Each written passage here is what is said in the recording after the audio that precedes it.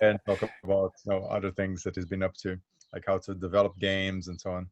But yeah, so Mark, make yourself at home. I can't offer you a tea or a coffee, but I'm sure you can offer one yourself. And yeah, Jan is a veteran, not only from Afghanistan, but also from Wisdom Accelerator. I know this is a second tour of duty doing the NEOA.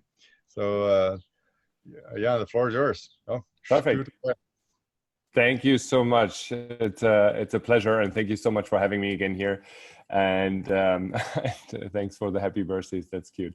Very nice. Yeah, so it's a super hot day here out in New York City. I don't know where everybody's at right now, but we're like, it's burning outside. So we had a little pleasant, nice day yesterday, my birthday yesterday, and kind of like starting that easy this morning. And I wanted to, so the last time I talked a little bit about myself and, gave the introduction, and I wanted to incorporate, or rather give the chance to a couple of the attendees to ask more questions. So I see at least like Giordano, I think you were there the last time, so one familiar face here.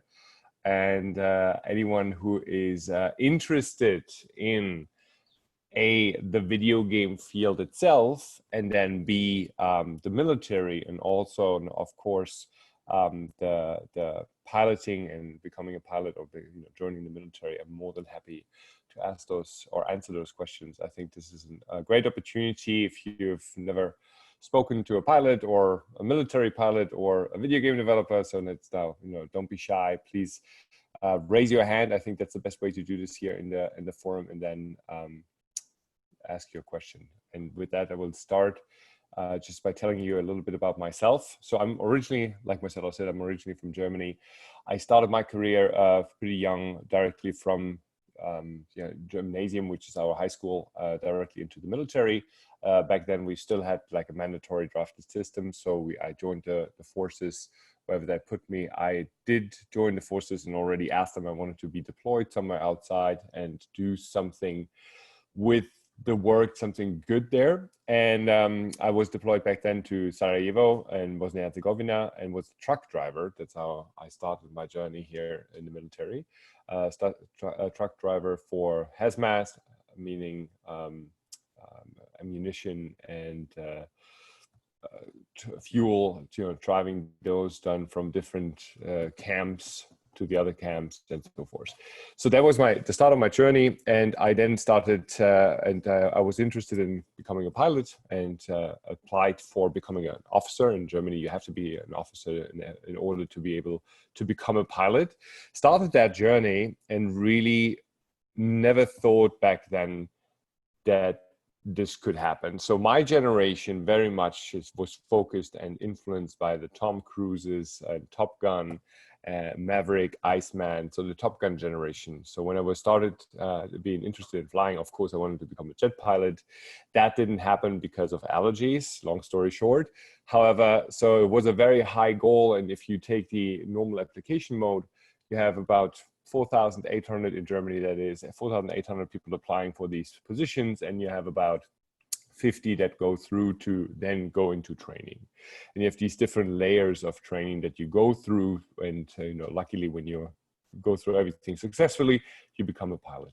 So that was my beginning journey, and I actually got trained here in the United States. I was then, because the helicopter branch in Luftwaffe is so small that we have an agreement with the United States Army, and we have an exchange program, and we are based out of Alabama. And Alabama is the, what was it called? The U.S. Army the U.S. Army Aviation School of Excellence in Fort Rucker, Alabama, where every Army pilot who's supposed to fly a helicopter goes through. So you have all the different models: Apaches, Chinooks, Bell, UH-1D, which was mine, and you name it. So everything you can think of as a helicopter, if it's related to the military in the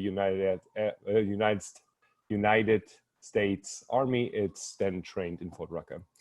So I went through that, and although the stakes were high, luckily, knock on wood, I managed to do that and progressed through the ranks pretty fast there. I was deployed to Kosovo multiple times, And then my journey took a different direction, as I knew, I wanted to leave the military at some point. I spent a total of 15 years there. So the last 3 years, I actually transitioned to become a drone pilot, a reconnaissance drone. If you guys are familiar with that, it's like these big, almost like an airplane size, small aircraft size drone, similar to like a Predator or Reaper. So those drones then were deployed in Afghanistan. So I had 5 turns there in Afghanistan to build up the camp and deploy the drones and build the whole infrastructure there to learn how to deploy them, because that was the first time that the German Air Force actually got these new aircraft in the forces. And it was a very interesting journey. I traveled a lot throughout the country, throughout the world, to meet with other forces and armies and military advisors to really learn their tactical terms and conditions there, their rules of engagement, their code of conduct there. And it was very, very interesting learning curve. And so that whole journey, I want to stop here, pause quickly, and just give one piece of advice there. When I said, in the very beginning, this was a start where I did not know and I did not see really that I would manage to do that. I thought this goal of becoming a pilot is so way out of my reach, but I put my heart and passion into it. And obviously, this, you probably know what's coming. So this is the first step in my advice here, being, if you put your heart and passion into something, you're disciplined, you work for it, and you don't digress, you stay on course, you can do everything you want. I'm 100% sure about that, and I would stand behind that every given day. And that's definitely something, never let anybody tell you you're not able to do that, you're not able to pull something off. This is something where it's only you that's holding you back. And if you manage to overcome that, anything is possible. So that was that journey. I had a lot of fun in the military, a lot of interesting, to say the least, interesting people that I met, and a lot of interesting situations that I got myself in. And then from there, logical progression, with my former wife, I formed my first marketing agency out of Berlin, Germany. And then we took that agency in 2012 to the United States. That's where I'm still at, to New York. And we had different directions that we wanted to do marketing in, mostly social media and digital. And then my big passion was always using video games as a vehicle for marketing. And that's how we all started there in this particular order. And this is how I got myself into video games in the first place.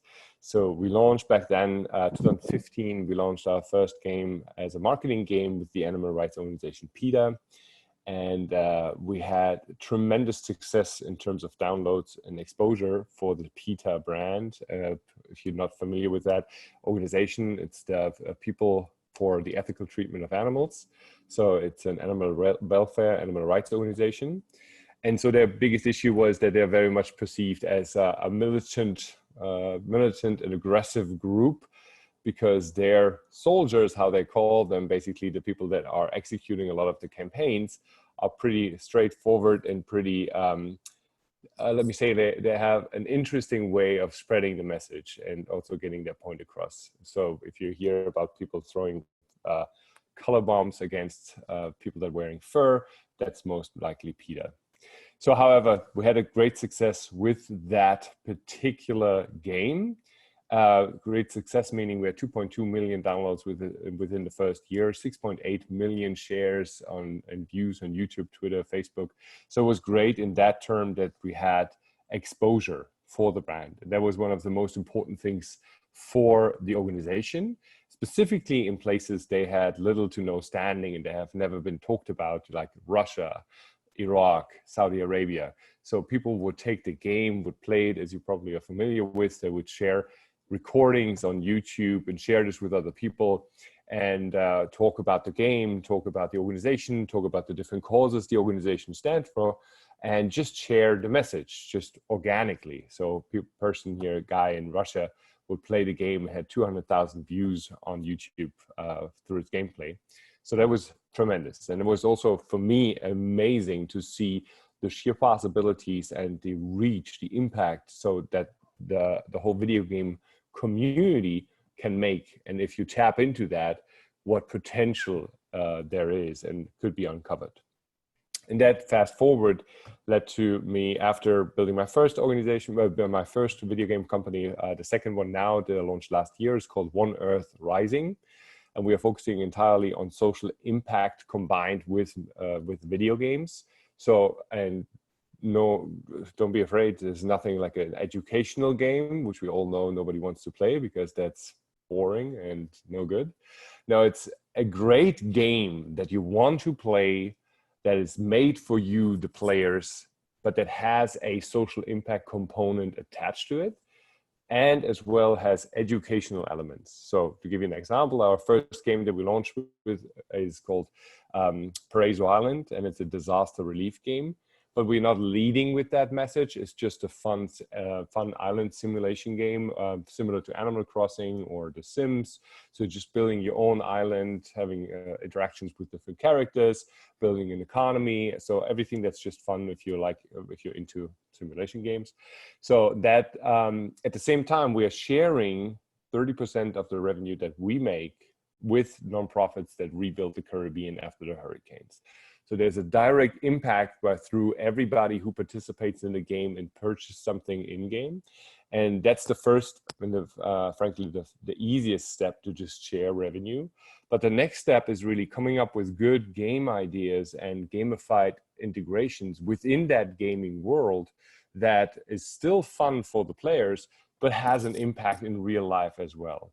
To give you an example, what we're working on right now is, island simulation game. Of course, you're planting plants, you're planting trees, you're doing things,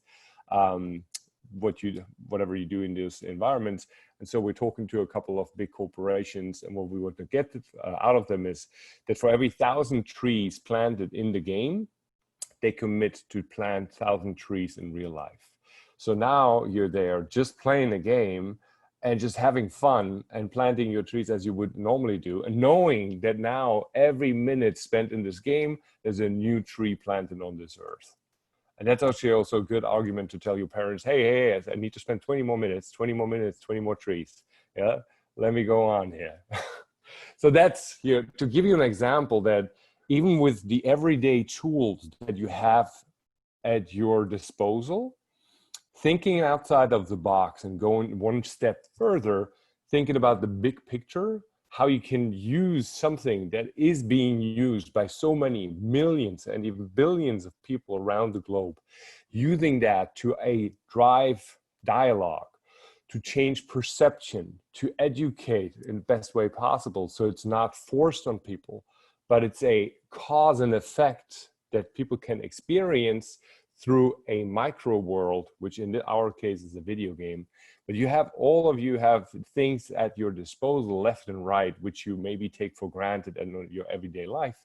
And thinking outside of this box, and how can I advance this tool that I have? It's maybe built to reach people, or it's built to help people. How can I advance that and make an even further impact to the world and for the world? For my immediate environment, for my environment in total, and for the better of the global society. So, that's what we are trying to do, in very humble steps, kind of like using video games as interactive experiences in the first steps there. And so far, so good. I mean, the responses have been great. People are supporting us in a very big way. But that's just the beginning of the journey, of course, right? And so, I'm definitely encourage everybody who is, and I think, in the youth environment, it's the majority who play video games, to see this as a fantastic tool to connect with people around the globe and come up with new ideas how we can take this to the next level.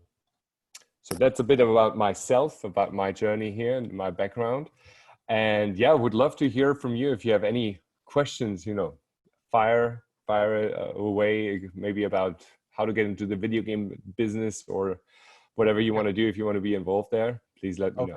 Suggestion, as you know, I would just want to comment. I'm here because it's your birthday, right? So I have to show up. Thank you. Great to see you.